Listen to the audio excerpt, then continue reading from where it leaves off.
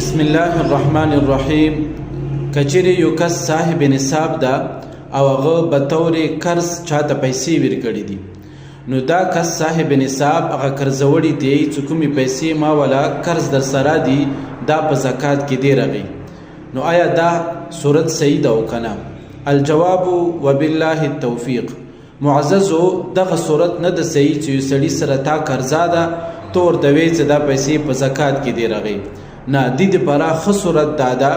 چې دغه صاحب نصاب دغه کس ته یعنی قرضوړي ته زکات کې پیسې ورکړي، زکات په نیت، نو هغه کس زکات په نیت باندې پیسې قبولې کړي، نو دغه صاحب نصاب قرضوړي ته به وي چې ما ته خپل قرض راکړه، نو دا کس به هغه ته قرض په نیت باندې پیسې ورکړي، نو قرض بم ادا شي زکات بم ادا شي، نو دغه طریقې سره قرض ولا پیسې هغه زکات کې شمارلی شي او ډایرک دانشي له ورته کومې پیسې در سره دي دا زکات کې دی رغي،